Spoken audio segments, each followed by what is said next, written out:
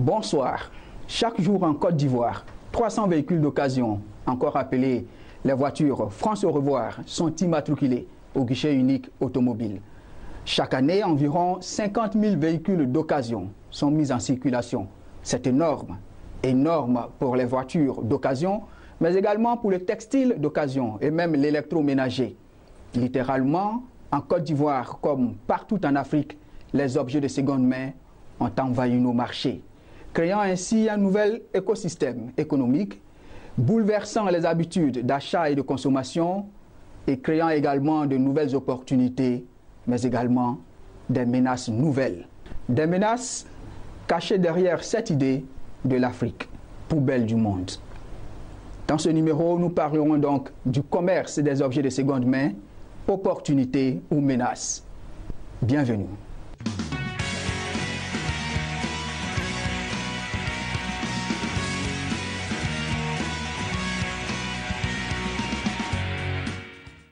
De retour sur le plateau, le commerce des objets de seconde main, opportunités ou menaces. Pour en parler, nous sommes avec nos deux consultants habituels. Docteur Alexis Kofi-Yeboah, bonsoir. Bonsoir, M. Sibaï. Merci de nous rejoindre. Merci. Docteur Alexis Kofi-Yeboah est formateur à l'école de commerce et de gestion ECG Abidjan et spécialiste en intelligence économique, c'est bien cela? Bien sûr.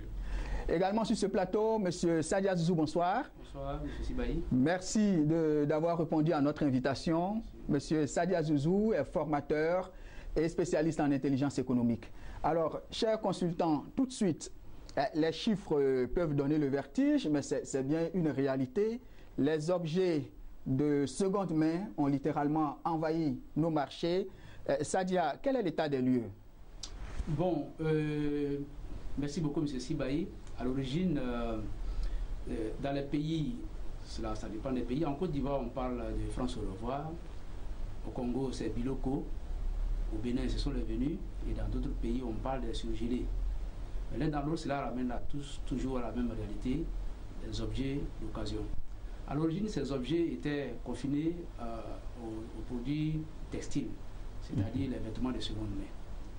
Mais depuis un certain moment, depuis des décennies, nous constatons que ce commerce s'est étendu à d'autres objets, c'est-à-dire que la gamme des objets vendus s'est étendue. Et aujourd'hui, donc, nous avons maintenant beaucoup d'autres objets, aujourd'hui, comme les produits électroménagers et autres. Mais je pense qu'on aura l'occasion tout à l'heure de... Oui, nous y reviendrons. Dans les détails. Alors donc, aujourd'hui, c'est véritablement devenu un commerce. J'allais même dire une économie aujourd'hui. Et ça s'est tellement développé aujourd'hui qu'on pourrait assimiler ce commerce vraiment à un peu un commerce de la misère. Ce n'est pas trop fort, le commerce de la misère. Le commerce de la misère, donne-moi un autre nom si vous pensez qu'on peut expliquer ça d'une autre manière. Parce que figurez-vous, vous avez à peu près 4 à 5 millions de véhicules d'occasion qui sont expédiés d'Europe vers les pays africains. Et, chaque année. 4 à 5 millions de véhicules venant d'Europe, d'Amérique, déversés sur nos marchés. C'est énorme. Hein? Là, on parle des véhicules automobiles, mais là, il y a encore d'autres objets dont on va parler tout à l'heure. Donc je pense que le phénomène est devenu véritablement important et qu'il ne laisse véritablement pas les pouvoirs publics aussi, je vais dire, insensibles aussi à cette situation. Ok. Docteur, Sadia a parlé d'un véritable phénomène. Pour vous aussi, c'est un phénomène? Oui, c'est exact. Si on prend seulement le secteur de l'automobile, si je prends le cas de la Côte d'Ivoire, les chiffres que nous avons, on a près de 600 000 véhicules en circulation sur le sol ivoirien et il y a 75% de ces véhicules sont des véhicules d'occasion. Ça, c'est le cas des véhicules. Et maintenant, si on prend le cas des objets, notamment le textile, presque aujourd'hui, ce secteur a presque tué les artisans tailleurs qui font les habits dans les quartiers. Il n'y a pas un seul quartier d'Abidjan où vous n'avez pas des endroits où on vend des habits de seconde main. Donc c'est un véritable phénomène. Je vais peut-être m'attarder un peu sur le textile. Allons-y. Il faut dire dans nos régions, on appelle Adoucaflé, ici en Côte d'Ivoire. Toutounou, Wench, etc. Mais ce n'est pas reluisant. Non. C'est un peu comme si c'était... enfin, il y a une mauvaise idée derrière. Bien sûr, bien sûr. Néanmoins, c'est une réalité. C'est ça. Je voulais même préciser, on appelle souvent le broad. En fait, le broad, c'est une façon de diminuer le mot anglais qui dit abroad, qui dit étranger. Donc, en fait, c'est ce qui vient de l'étranger. Et donc, c'est un commerce qui date depuis l'époque coloniale. En fait, ce n'est pas un commerce qui date de maintenant. C'est à l'époque, c'est le Secours catholique, la Croix-Rouge, l'armée du salut. C'est eux qui étaient un peu chargés, dans le cadre de leur activité caritative et autres, de faire venir ces habits dans nos pays. Mais aujourd'hui, les choses ont changé. Tout le monde, presque tout le monde s'habille avec des habits de seconde main. Donc c'est un véritable phénomène qui a envahi tous les domaines de la vie des citoyens de ce continent. En tout cas, ils ne sont pas nombreux, les Ivoiriens, qui n'ont pas quelque part dans leur valise un petit objet de seconde main. Mais tout de suite, M. Sadia, les objets de seconde main, on parlait de voitures France au revoir, de textiles, mais il n'y a pas que ces deux. Oui, il n'y a pas que ces deux, mais je voulais, permettez-moi de revenir. Oui, allons-y. Je disais que les vêtements d'occasion de seconde main étaient initialement réservés aux populations des classes moyennes. Mais aujourd'hui, la tendance que nous avons aujourd'hui, et puis avec la gamme des produits qui s'est élargie, on voit que c'est un marché qui réconcilie presque toutes les classes aujourd'hui. Si vous allez sur le marché, on vous parlera des vêtements fripérés de premier choix. On parlera aussi des véhicules importés haut de gamme. Donc je vais dire le marché brasse aujourd'hui toutes ces classes-là. Alors pour en revenir à votre question de tout à l'heure, nous avons, à part le secteur automobile, nous avons aussi des objets d'occasion dans le domaine du matériel informatique. Nous avons des équipements biomédicaux. Nous avons aussi d'autres secteurs comme le domaine des jeux. Parce que nous avons des jeux vidéo aussi de seconde main qui sont là. Et il y a aussi au niveau des appareils électroménagers dont on a parlé tout à l'heure, qu'on appelle généralement électroménager grand public, et que les réfrigérateurs, les cuisinières, etc., qui sont des objets qu'on trouve dans les objets de seconde main. À cela, il faut ajouter aussi les engins, les véhicules industriels, et puis aussi les avions aussi. Nous avons les avions de seconde main. Même les avions. Même les avions, il y a une zone de l'Afrique qui utilise beaucoup d'avions, qui sont des avions à polémique actuellement. Et donc, tout le monde le sait. Docteur, pratiquement on y trouve du tout, hein? Oui, il y a des meubles d'occasion, des chaussures d'occasion, des ceintures d'occasion, des livres d'occasion, en tout cas, des fers à repasser d'occasion, il y a tout, et tout, même des sous-corps. Et c'est vraiment un domaine qui concerne presque tous les citoyens. Mais apparemment aujourd'hui, il n'y a plus de honte de consommer, d'utiliser un objet d'occasion. Non, il y a plus de honte. Il y a plus de honte. Aujourd'hui, comme M. Sadia l'a dit, il n'y a pas un seul quartier d'Abidjan, il n'y a pas une seule capitale d'Afrique, en tout cas, où il n'y a pas un endroit où on vend des objets de seconde main. Je voulais dire surtout que ce n'est pas un phénomène qui est propre à l'Afrique. C'est pour ça qu'il faut qu'on fasse un peu attention, comme si c'était un phénomène qui est lié à une zone géographique de la planète où les gens sont plus pauvres. C'est un phénomène mondial. En Europe, par exemple, en France, pour ce que je connais le plus, vous avez 3 véhicules d'occasion vendus pour un seul véhicule neuf. Vous savez tous qu'en France, il y a les marchés aux puces, où on fait de la brocante, etc. Donc, ce n'est pas un phénomène qui est lié spécifiquement à l'Afrique. C'est ce que je voulais préciser. Moi, je peux vous dire aussi que c'est l'ampleur que prend le phénomène.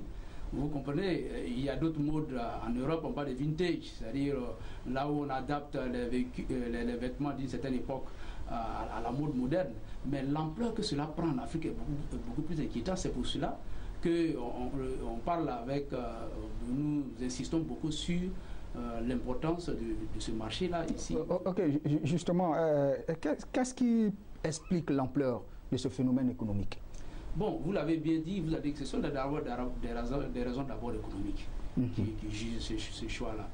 Il y a, vous savez que depuis 1989 jusqu'à aujourd'hui, l'Afrique subsaharienne est secouée par de nombreuses crises. Depuis la guerre du Libéria, en Côte d'Ivoire, en passant par la Sierra Leone. Donc ces différents événements-là aussi ont eu des effets collatéraux sur le niveau de vie de la population. Et donc la pauvreté a véritablement augmenté. Je voudrais prendre un exemple. Il y a une enquête qui a été réalisée par l'Institut national des statistiques en Côte d'Ivoire sur le niveau de vie en Côte d'Ivoire. Et le taux de pauvreté en Côte d'Ivoire est de 46,5% en 2015. Pratiquement un Ivoirien sur deux est pauvre. Pratiquement un Ivoirien sur deux est pauvre. Donc ce sont des indices qui sont véritablement importants. À cela aussi, il faut ajouter un événement qui est de taille qu'on a observé dans les pays francophones. C'est la dévaluation du franc CFA. La dévaluation du franc CFA a fait passer les biens manufacturés des prix du simple au double. À mon temps, au moment où nous étions encore plus jeunes, les fonctionnaires moyens pouvaient se permettre d'acheter des véhicules d'usine. Et soit peut-être avec l'accord bien entendu des maisons de crédit, ou aussi acheter des appareils électroménagers neufs. Mais la dévaluation du franc CFA, malheureusement, a multiplié le prix de ces biens de consommation que malheureusement nous ne fabriquons pas en Afrique. Donc une dévaluation du franc CFA qui n'a pas été suivie d'une multiplication du salaire. Hein? Non, pas du tout. Je pense que des réformes ont été faites, des ajustements ont été faits, mais malheureusement ces ajustements n'ont pas été à la hauteur de l'augmentation qui a été faite. Donc vous comprenez que les Africains, en ce qui concerne les pays francophones, ont été largement appauvris par ces différents... Par cet événement-là. Ok, docteur Yeboah, la pauvreté explique l'ampleur de ce phénomène? Oui, la pauvreté est pour quelque chose, mais il ne faut pas aussi incriminer seulement la pauvreté. Il faut voir la chose aussi, il faut voir le verre à moitié plein en fait, hein, comme on le dit. C'est une réadaptation de la consommation, c'est-à-dire face à la paupérisation des populations, face aux difficultés économiques des populations, les populations se sont réadaptées en changeant de mode de consommation. Donc il y a une autre réaffectation, il y a une autre allocation des ressources. Alors on gère au mieux ce que nous avons comme ressources.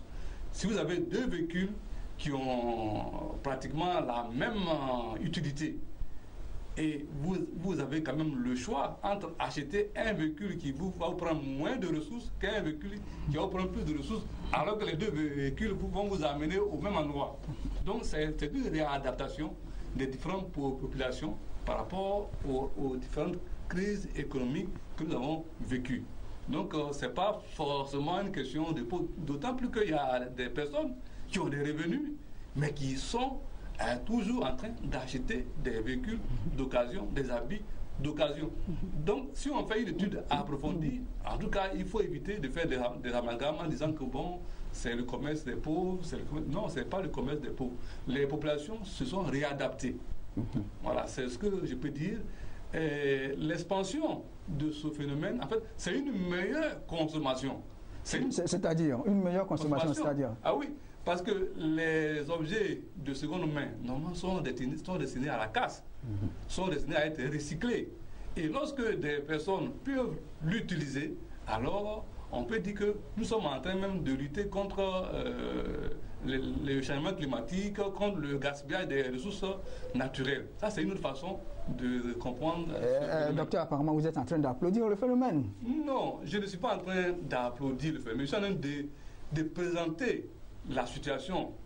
Voilà, c'est pas parce que tout le monde voudrait avoir des habits neufs sortis de chez le meilleur couturier, tout le monde veut avoir la meilleure BMW, mais nous sommes dans une économie qui est en train de changer. Comme on dit souvent en économie, les ressources sont rares et les besoins sont illimités. Et face à ce que nous connaissons comme phénomène, notamment la dévaluation du franc CFA, l'inflation, donc les revenus doivent être gérés au mieux. Ok. Moi, je ne partage pas les avis tristes des docteurs. Nous sommes dans le domaine de l'économie, il n'y a pas... je vais dire que c'est une compétition. Je ne pense pas, moi, à mon avis, que les pays occidentaux nous envoient les produits dont ils ne veulent plus. Par pitié. Par pitié ou bien par simple altruisme. Ils aiment bien les Africains, ils veulent bien leur envoyer les biens auxquels ils n'ont pas accès. Je ne pense pas. Il y a un véritable business qui est caché là derrière. Mais je voudrais rebondir sur les autres raisons, M. Sibaï, concernant notamment le fait que de plus en plus d'Africains vivent en ville. Donc les Africains s'urbanisent de plus en plus. Donc le fait de s'urbaniser crée des besoins nouveaux. Donc ces besoins nouveaux ont besoin aussi, ces besoins nouveaux, comme je le disais tout à l'heure,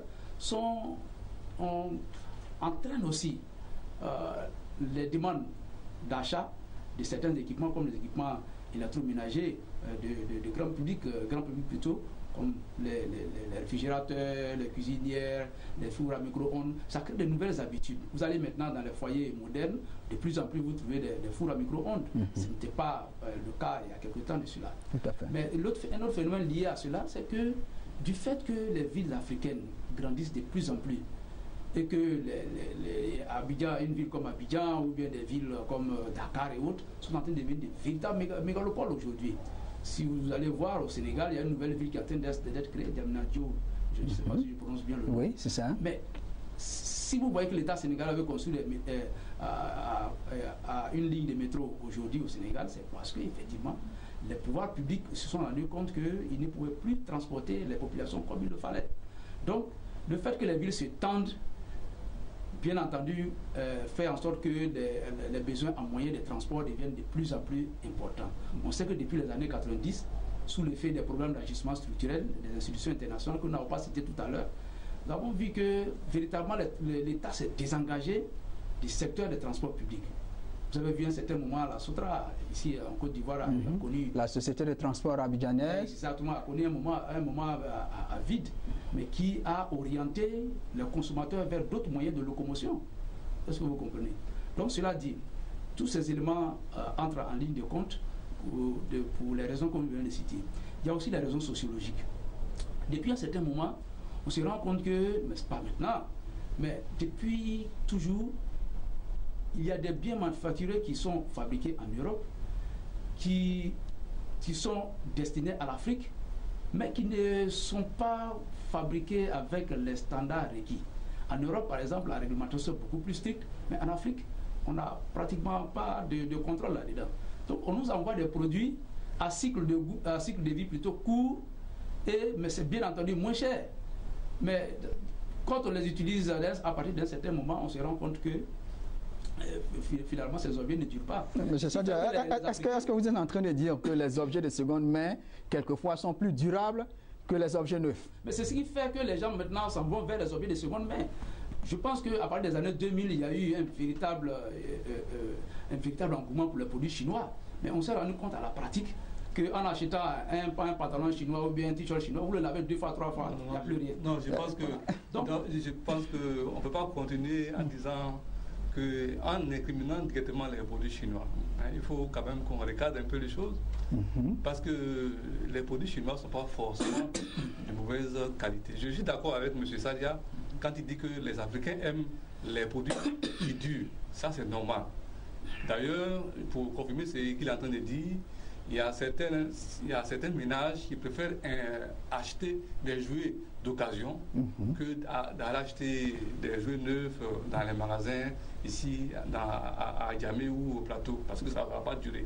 Mais ce qu'il faut dire, pour revenir aux produits chinois, les produits chinois sont même, je peux dire, à saluer. L'activité économique que mène la Chine en permettant aux Africains d'avoir des produits pour pouvoir satisfaire leurs besoins est une bonne chose.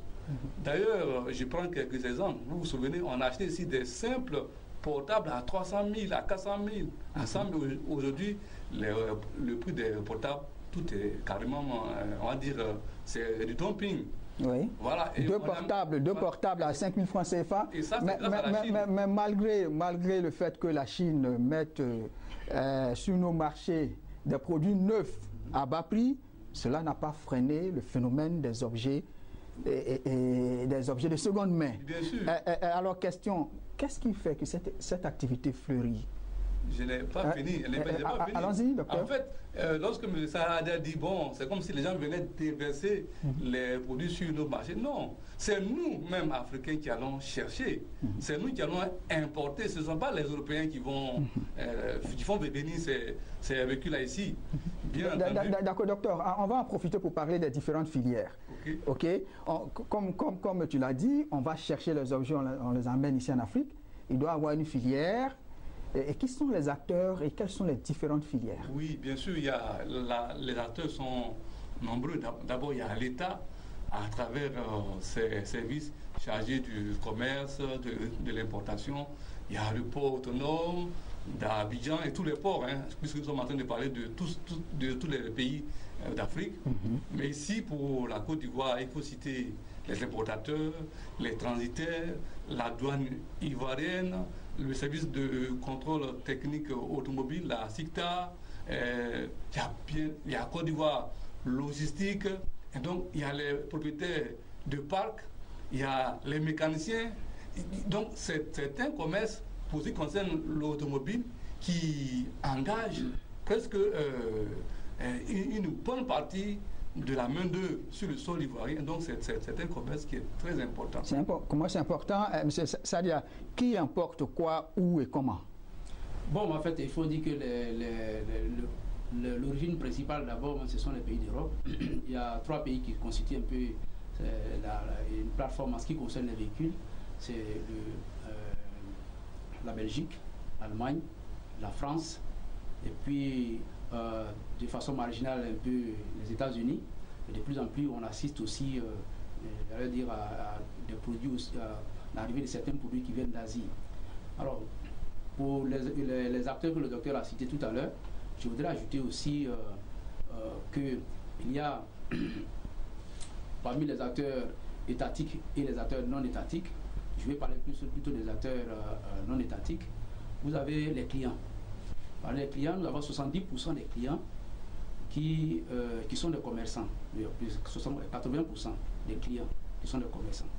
Donc je vais dire, quand on parle de commerçants, on veut parler des transporteurs en ce qui concerne les véhicules. Donc c'est comme ça. Et il y a aussi les vendeurs du e-commerce. De plus en plus, en plus du commerce physique que nous connaissons, beaucoup d'opérateurs ont commencé à s'intéresser à ce filon-là. Notamment au niveau africain, nous avons Carmoudi, qui est une filiale du groupe Rocket Internet, dont nous avons déjà parlé dans l'une de nos missions dans le e-commerce. En Côte d'Ivoire, il y a Jumia Deal et il y a bien d'autres opérateurs aussi qui interviennent dans la filière. À cela, il faut ajouter les vendeurs de pièces de véhicules occasion, qu'on appelle en Côte d'Ivoire ferraille ou bien casse, aussi qui sont un élément très très important. Il y a aussi ceux qui sont les vendeurs d'appareils électroménagers, et les réfrigérateurs, les outils, les machines-outils, qui sont basés généralement à Niamey ici en Côte d'Ivoire, mais cette filière est dominée par les Nigérians. D'accord. Donc la filière des objets de seconde main, des objets électroménagers, est dominée par les Nigérians. Oui. Et pourquoi ils sont les premiers dans ce domaine? Bon, ils sont les premiers dans ce domaine, je voudrais que parce qu'ils sont les premiers à avoir commencé. Ok. Et puis bon, il y a là aussi leur sens des affaires dont nous avons parlé tout à l'heure hors antenne, qu'il faut véritablement prendre en compte. Les Ivoiriens, la part des Ivoiriens est pratiquement minime. Et dans le domaine aussi des ventes des véhicules d'occasion, il y a 70% des opérateurs dans le domaine sont d'origine libanaise. Et les Ivoiriens, le pourcentage d'Ivoiriens est à 12%. Et nous savons très bien que les Ivoiriens véritablement, ils ont une, est-ce qu'on peut qualifier ça comme une aversion pour l'entrepreneuriat? Ces chiffres-là expliquent véritablement la réticence des Ivoiriens vraiment à s'impliquer dans ce secteur qui est pourvoyeur. Donc le secteur des voitures France au revoir est tenu par les Libanais? Il est tenu par les Libanais, non seulement en Côte d'Ivoire, mais aussi dans les pays francophones, pour ce que je sais, en Afrique de l'Ouest et ici, le Togo, Bénin, Guinée et d'autres endroits. Et ce sont cette communauté-là qui a véritablement la main haute sur ce business-là. Ok, docteur, il y a des communautés qui tiennent un secteur. Oui, et c'est normal. Hein, les Libanais, ce sont les Phéniciens. Donc, nous voyons ça dans l'Antiquité. Ils sont habitués au commerce et donc, très tôt, ils ont compris. En fait, on a sauté quelque chose en disant d'où vient même le commerce des véhicules d'occasion. Au départ, ce sont les étudiants africains qui, de retour de France ou bien de Belgique, avaient des véhicules qu'ils revendaient. Et c'est là que certains hommes d'affaires ont compris qu'il y avait une opportunité. Et petit à petit, les gens ont commencé à s'investir. Et les gens même allaient de la Côte d'Ivoire jusqu'au Togo, jusqu'au Bénin, parce que là-bas, le commerce était déjà assez ouvert. Ici, les réglementations étaient encore contraignantes. Donc, du coup, les Ivoiriens allaient plutôt là-bas. Mais les Libanais, ils ont compris très tôt qu'il y avait une activité là à exploiter. Et ils se sont mis dedans. Et comme c'est des gens qui sont très bons commerçants, ils ont prospéré. Et voilà pourquoi ils tiennent cette filière-là à 70%. Ok, tout de suite, nous allons aller aux enjeux. Et quels sont les enjeux du commerce et des objets de seconde main et comment se déroule la compétition sur le terrain? Bon, les enjeux sont énormes, ce sont des enjeux financiers énormes. On sait très bien que l'an passé, je crois qu'en 2016 ou 2015, il y a rien que la vente des véhicules d'occasion, je veux dire le dédouanement des véhicules d'occasion a fait engranger 100 milliards de francs CFA à l'État de Côte d'Ivoire. 100 milliards de francs CFA de recettes douanières. 100 milliards de francs CFA de recettes douanières, rien que seulement au niveau des taxes de dédouanement. C'est énorme. Donc ces enjeux sont des enjeux financiers énormes. C'est aussi valable pour la Côte d'Ivoire et bien entendu aussi pour d'autres pays. Nous rappelons tout récemment, il y a eu une passe d'armes entre des parlementaires très impliqués dans la vente de véhicules d'occasion au Bénin et le pouvoir public, notamment la présidence, le président actuel au pouvoir au niveau du Bénin. Et donc cette affaire, bon, je ne sais pas pour le moment comment ça a été résolu, mais je pense que cela démontre effectivement l'importance véritablement stratégique de ce commerce qui se développe de plus en plus dans nos pays. Les enjeux sont énormes. Oui, c'est exactement ce que M. Sadia vient de dire. Les enjeux sont extrêmement énormes. Aucun État ne peut renoncer à 100 milliards de francs CFA. Mais au départ, l'État de Côte d'Ivoire empêchait l'entrée des véhicules d'occasion sur son sol. Les Ivoiriens étaient obligés de passer par le Togo, le Bénin et les deux ports bouillonnaient. Bien sûr. Et depuis quelques années, il y a un changement, on a changé le fusil d'épaule. Non, l'État est obligé de comprendre la demande de ses citoyens. Mais si l'État avait mis des restrictions au départ, c'est parce que l'État avait des craintes par rapport aux risques liés à l'environnement, aux risques sanitaires et tout ça. Donc l'État veillait un peu sur la sécurité des habitants de ce pays. Mais dès lors que les autorités se sont rendues compte que c'est un commerce qu'on ne peut pas absolument interdire et que d'ailleurs c'est utile, comme on l'a dit au début, les Africains aiment avoir chacun un véhicule parce que le véhicule est un élément de réussite sociale. Donc tous les Ivoiriens, dès qu'un Ivoirien a un peu de revenus, il faut qu'il s'achète un véhicule. Du coup, l'État ne peut pas être insensible à cela. Donc l'État a ouvert le marché et les autorisations ont été données et les autorités économiques ont commencé à faire le commerce. Mais sinon, la première réaction, c'est d'empêcher que des véhicules qui peuvent polluer, qui peuvent être dangereux pour le transport, puissent arriver sur notre sol. C'est ça qui a motivé au départ les restrictions que l'État avait mises.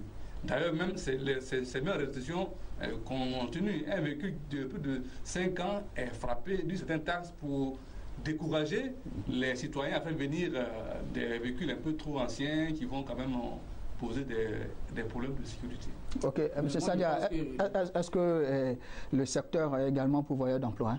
Oui, bien entendu, c'est des pourvoyeurs d'emploi. Bon, le fait qu'il soit pratiquement dans l'informel, en ce qui concerne par exemple la vente d'équipements informatiques ou des appareils électroménagers de seconde main ne permet pas d'avoir des statistiques. Mais je pense qu'il y a le docteur Nguessa Assi de l'Université d'Abidjan qui a fait une étude assez remarquable là-dessus, où il parlait d'à peu près 1620 emplois créés par ce commerce. Ça, c'était dans les années 2010 déjà. Mais je pense que c'est plus que cela. Alors donc, moi je pense que tout à l'heure, il y a certains acteurs que nous avons oubliés. Tout à l'heure, il y a des importateurs individuels qui, ayant peut-être des parents, soit dans les pays européens ou américains, importent des véhicules qui les revendent. Donc ce sont ces éléments-là, je pense aussi qu'il faut pouvoir ajouter. Mais l'État de Côte d'Ivoire, par exemple, s'est rendu compte qu'il perdait de l'argent. Je pense que c'est l'une des raisons.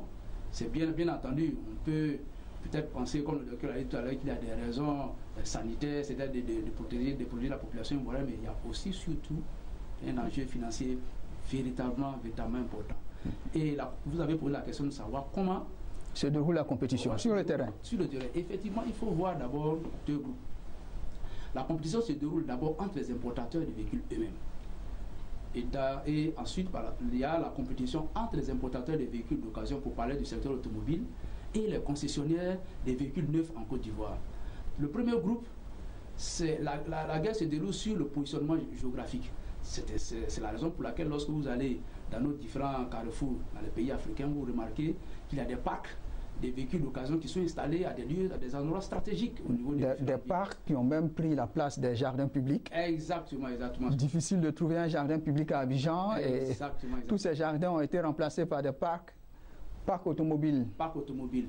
Et en plus de cela aussi, presque tous les magasins, que ce soit dans les quartiers UP ou bien dans les quartiers populaires ou bien les quartiers commerciaux, comme ceux d'Adjamé, Trècheville, là vous voyez presque tous les magasins sont pris d'assaut par ces produits de seconde main, des fers à repasser, des landaux même pour bébés, du matériel de musculation, etc. Un genre de bric-à-brac un peu qu'on voit un peu partout.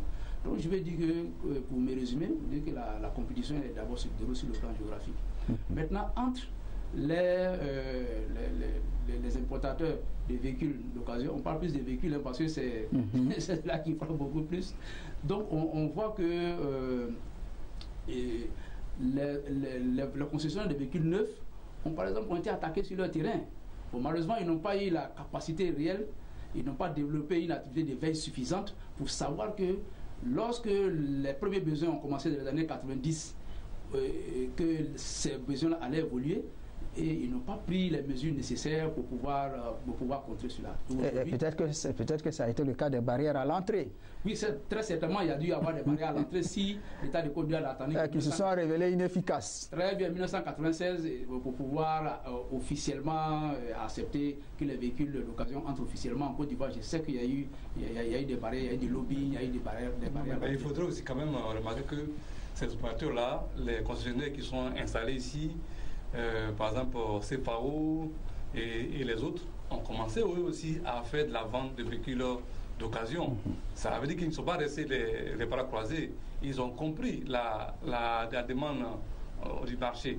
Oui, donc, mais après avoir fait le constat d'une perte, en 2016, je pense qu'il y a eu moins de ventes de véhicules neufs en Côte d'Ivoire que 2015. Oui, en 2015, ils étaient à 10 010 véhicules neufs vendus. Ils sont passés maintenant en 2016 à près de 8 000 véhicules. Ça fait 10% en moins. C'est énorme hein, dans un business. Bien entendu, mais je pense qu'ici, ils sont pris un peu tard. Parce que depuis 1996 jusqu'à aujourd'hui, je pense que c'est maintenant qu'on apprend, qu'on constate que certains concessionnaires, c'est pas tous d'ailleurs, certains concessionnaires veulent véritablement se lancer dans la vente des véhicules d'occasion. Bien entendu, en essayant de se différencier par rapport à leurs concurrents. C'est-à-dire se diversifier comment? Leur argument de vente est que les véhicules d'occasion vendus par les concessionnaires comme CFAO sont des véhicules testés, bien suivis et qui ne connaissent pas des pannes comme les autres véhicules qui sont vendus par d'autres personnes. Voilà. Maintenant aussi, il faut ajouter nos stratégies. C'est une stratégie défensive de la part des concessionnaires. C'est la stratégie du low cost. La stratégie du low cost consiste à vendre des véhicules qui n'ont pas besoin d'être très très élaborés. Nous prenons le cas par exemple de la Dacia, la Logan, et cette gamme-là est une gamme de véhicules qu'on appelle les low cost. Mais je pense que malgré cette stratégie de low cost, ça n'a pas véritablement attiré les consommateurs comme il le fallait. De sorte qu'aujourd'hui, il n'y a qu'en grande partie les grandes institutions, ou bien les multinationales, ou bien les grandes institutions de l'État qui pratiquement achètent des véhicules neufs. Donc je pense qu'il faut demander à ces concessionnaires-là peut-être de revoir leur stratégie et de chercher à s'adapter aux besoins de la population. Le PDG, je crois, l'un des directeurs généraux de CFAO se plaignait du fait que les Africains, lorsqu'on parle d'achat de véhicules, ils ne regardent que les prix, avant toute chose, et ils ne regardent pas la qualité. Mais je pense que les différents cabinets, que ce soit le cabinet d'intelligence ou bien les cabinets d'études, devraient pouvoir comprendre la sociologie des Africains. L'Africain aime les produits d'abord moins chers, mais à long cycle de vie. Ça, tout à l'heure, je l'ai dit, le docteur avait peut-être pensé autrement, mais c'est comme ça que les Africains fonctionnent. S'ils veulent vraiment capter le marché africain, il faut qu'ils arrivent à prendre ces deux éléments-là en compte. Puisque les Africains, le pouvoir d'achat des Africains est très faible. Ils ne peuvent pas se permettre d'acheter un véhicule ou bien d'acheter un pantalon ou bien une chemise qui va durer de 2-3 mois alors qu'il sera possible d'avoir des objets d'occasion ou bien des sacs à main qui coûtent relativement moins cher mais qui peuvent durer plus longtemps. Voilà, docteur, la réaction des concessionnaires, une réaction timide? Non, on ne peut pas dire une réaction timide. Les concessionnaires ils sont sereins. Parce que dans le commerce, il y a ce qu'on appelle le commerce de niche. En fait, il y a des gens dans ce pays qui, pour rien au monde, ne vont acheter un véhicule d'occasion. Les entreprises de l'État, les organismes qui sont ici, là-bas, etc., ils ne vont jamais acheter des véhicules d'occasion pour leur service. Alors, ces concessionnaires, ils ont leur clientèle. Donc, je crois qu'il y a un dernier interview du PDG de CFAO qui disait que le secteur se porte bien. Donc je pense que chacun a sa part du marché et seulement pour les individus, parce que ceux qui achètent les véhicules neufs, il n'y a que 10% de particuliers qui y vont. Donc, mais pour les individus, ils vont encore continuer à aller vers les importateurs de véhicules d'occasion. Et ce qui est important à dire, c'est que le fait même de choisir de faire de la vente de véhicules d'occasion, ces concessionnaires, en fait, se sont réadaptés. Voilà, donc je pense qu'il n'y a pas de danger. D'ailleurs, même, en tout cas, ils n'ont pas expliqué ou bien dit dans un interview quelque part que bon, le secteur est en crise ou pas. D'accord. Voilà. Cher consultant, à vous écouter, dans le business des objets de seconde main, à part les concessionnaires qui boudent, tout le monde y gagne. Oui, tout le monde y gagne, l'État y gagne, et surtout, je veux dire, les grands gagnants dans l'affaire, ce sont nos consommateurs. Et on sait par exemple que dans l'économie capitaliste, c'est le marché est déterminant dans toutes choses. Donc, je suis bien d'accord avec ce que vous dites, c'est tout le monde gagne, mais je ne suis pas tout à fait d'accord avec ce que le docteur a dit concernant les concessionnaires. Je pense que le développement des véhicules d'occasion trouble le sommeil véritablement des concessionnaires.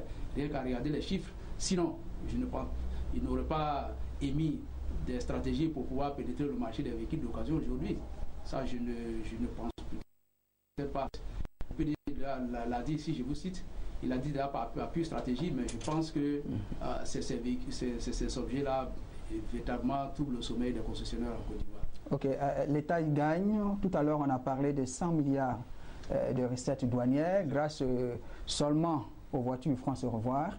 Et la population y gagne aussi, et tous les acteurs qui sont dans cette filière y gagnent. Exactement. Et surtout les consommateurs. Comme je l'ai dit, je reste très constant.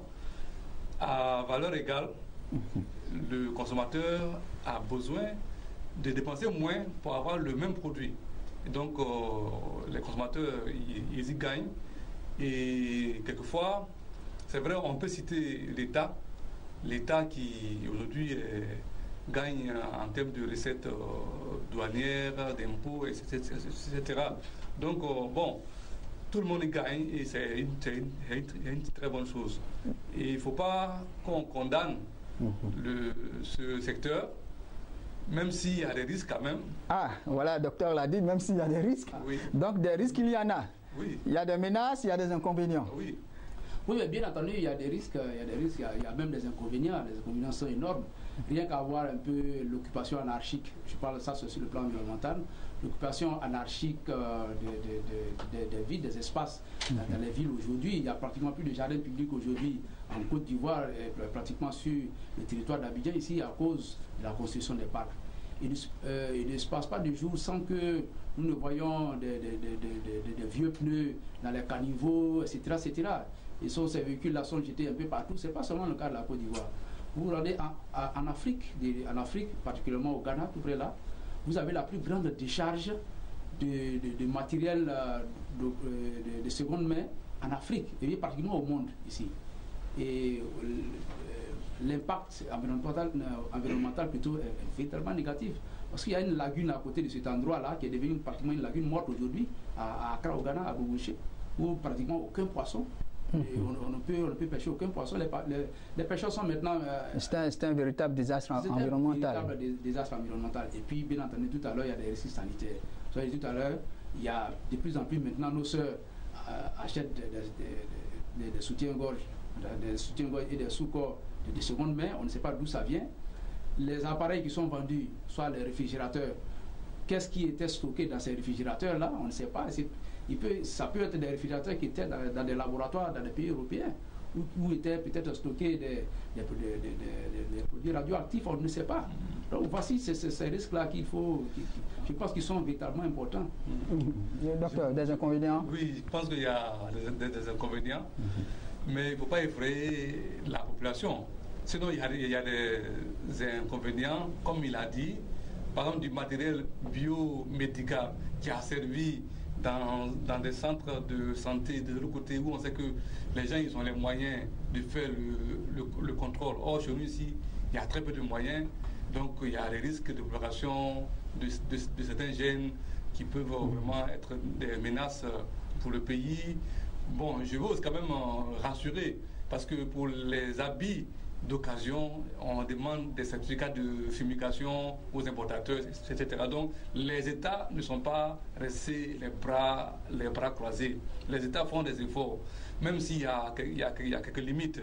Mais en tout cas, il y a des risques. Et ces risques ne sont pas à mettre comme si c'était un étendard rouge pour pouvoir effrayer.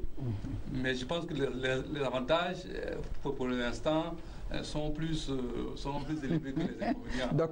Docteur est très optimiste. Ces habits qui entrent par la friperie, qu'on vend, qui sont de la friperie, personne ne connaît leur traçabilité. Vous êtes au courant, vous savez très bien que nos frontières sont poreuses. Les frontières sont poreuses, il y a la contrebande qui est là. Est-ce que ces produits qui passent par, comment on appelle cette ville Adiaké, là-bas, est-ce que ces objets ont des certificats, sanitaires? Non, je ne suis pas en train de dire que nous... Alors qu'on sait que le Ghana est l'une des plateformes du commerce de la friperie en Afrique de l'Ouest. Ici, le Ghana et le Nigeria, et ces produits-là peuvent passer par là. Non, je ne suis pas en train de dire que nos États maîtrisent tout. Mais je veux dire, il faut rassurer ceux qui nous regardent et ceux qui nous écoutent. C'est vrai qu'il y a des risques, mais ces risques-là sont quand même, on a dit, minimes. Le premier élément peut-être qu'on peut signaler, c'est des problèmes liés à l'environnement, etc. Parce que souvent, c'est des véhicules qui sont destinés à être recyclés, mais ce sont des habits qui doivent être recyclés, qui nous viennent ici. Mais l'élément même pour nous, qui sommes en intelligence économique, qu'il faut signaler, le vrai risque, c'est le fait que ce commerce est en train de cannibaliser, par exemple, le commerce des véhicules neufs, de cannibaliser même les activités économiques qui sont menées par des vrais professionnels qui sont là, les artisans, les couturiers, les modélistes, les stylistes africains, qui sont menacés par le commerce des habits usagés. Mais je pense que ce sont quand même des risques et nos États sont quand même conscients de cela. Malheureusement, nous sommes dans une économie où nos attentes en tant que consommateurs sont tellement élevées que nos États ne peuvent pas suivre le rythme. Voilà pourquoi, il y a quelques débordements, mais je pense que les citoyens peuvent être tranquilles. nos États veillent sur nous quand même. D'accord. Docteur, il dit que les États veillent sur nous. Bon, c'est ça, quelle a été la réaction des pouvoirs publics? Bon. Est-ce que c'est une réaction appropriée? Bon, je pense que, mais avant d'arriver aux réactions appropriées, il faut penser aussi aux avantages. S'il y a eu des inconvénients, il y a des avantages énormes. On en a déjà cité tout à l'heure du fait que ces activités-là créent de l'emploi et c'est une source non négligeable de revenus tout à fait. De la population. Et ces activités-là combattent véritablement le chômage. Il y a aussi le fait que ces articles-là permettent aussi au pouvoir public de donner l'impression qu'il se préoccupe aussi du bien-être de la population. Donc ça, ce sont des éléments qui sont véritablement importants. Et je pense aussi que si les États ont toléré l'activité comme cela se fait dans le système, c'est qu'il y a quand même un avantage. Vous vous rappelez tout récemment que le passage à vide qu'a connu, mais que continue de connaître la Sotra actuellement, ce sont les Woro qui ont aidé la plupart des populations à se déplacer. Et les minicars, communément appelés Baka. Appelés Baka, mais dont on sait qu'à 80% ou à 95%, ce sont des véhicules de seconde main. Et bien entendu, le développement de des classes sociales a permis aussi aux classes moyennes de pouvoir, en tout cas pour chaque famille, se permettre d'avoir un véhicule synonyme en Afrique jusqu'à présent de réussite sociale. Maintenant, vous me demandiez tout à l'heure... La réaction des pouvoirs publics. La réaction des pouvoirs publics est de deux ordres. La réaction des pouvoirs publics, dans un premier temps, c'est d'encadrer les activités dans un pays. C'est le rôle régalien de l'État de le faire. Donc, bien entendu, mais à ce niveau aussi, l'État essaye de prendre un certain nombre d'initiatives. En Côte d'Ivoire, par exemple, il y a le projet dont nous avons parlé au cours de notre émission sur le e-commerce, sur le projet Un citoyen, un ordinateur. Donc, ce projet vise à faire en sorte que la fracture numérique se diminue. Donc, il permet aux citoyens qui n'ont pas dont le pouvoir d'achat n'est pas élevé, de pouvoir acquérir des ordinateurs de façon progressive. Et puis il y a aussi le fait que si en Côte d'Ivoire, l'État a institué le projet de renouvellement du parc automobile en Côte d'Ivoire. Bon, malheureusement, ce projet, non seulement il s'adresse seulement aux professionnels du transport, et puis aussi en grande partie, ce sont des projets qui sont liés. Notamment, si la Chine offre une ligne budgétaire, bien entendu, c'est pour acheter des véhicules chinois. Et c'est ce qui a été le cas. Ce projet de 750 milliards de francs CFA que l'État de Côte d'Ivoire a mis à la disposition des transporteurs, ce projet-là a des aides liées. C'est plutôt une aide liée. Non, je crois que quand M. Sadia parle de produits chinois, je souris un peu parce que moi je suis quand même un peu sceptique. C'est comme si vous incriminez les produits chinois alors que c'est de bons produits. Il y a des bons véhicules qui sont faits par la Chine. Et je prends par exemple le cas des engins tels que les motos. À l'époque, pour acheter une simple mobilette de marque Peugeot ou Kakomia, vous devez débourser 600 000 francs CFA. Mais aujourd'hui, vous avez des motos à 200 000, à 150 000 même, vous pouvez vous déplacer. Donc, ce n'est pas parce que ce sont des produits de mauvaise qualité. Ok, on va pas faire la polémique sur les produits chinois.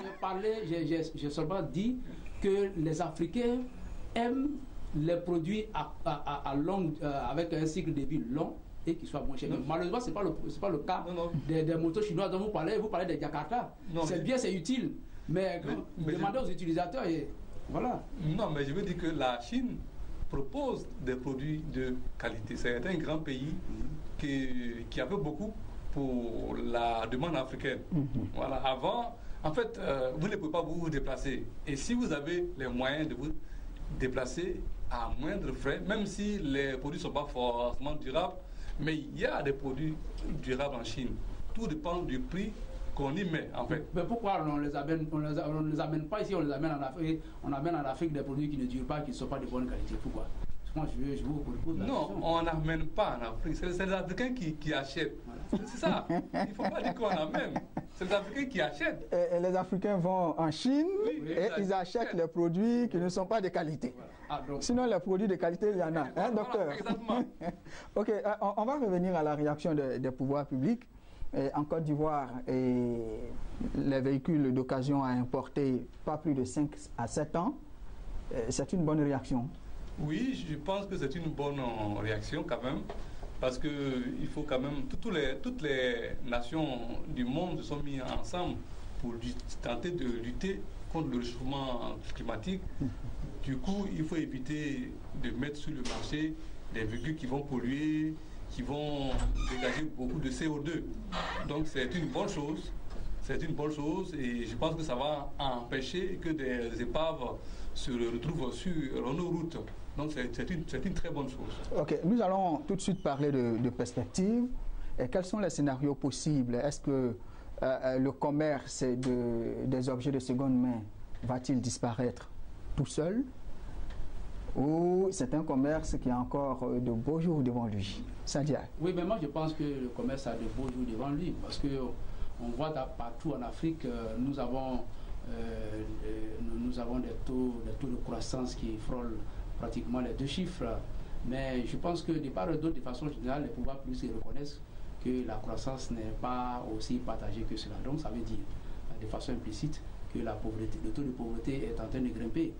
Donc moi, à mon avis, le commerce des objets de seconde main a véritablement un grand avenir devant lui. Et je voudrais, en ce qui me concerne personnellement, en tant que spécialiste en intelligence économique, porter mon attention sur un fait. Depuis un certain moment, on parle de dévaluation des francs CFA.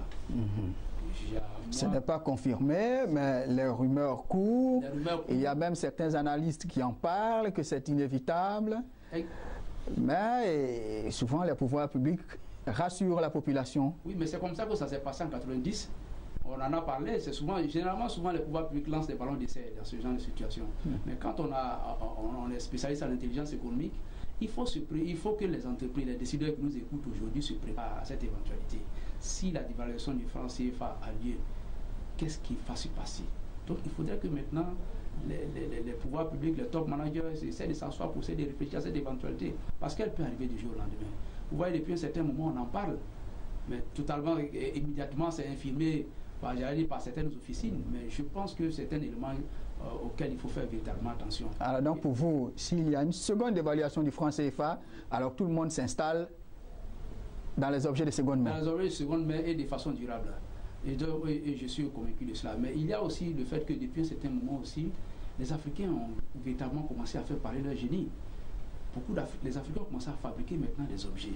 Dans le domaine de la téléphonie, vous avez un Congolais, VMK, sa marque est VMK, qui fabrique des téléphones portables.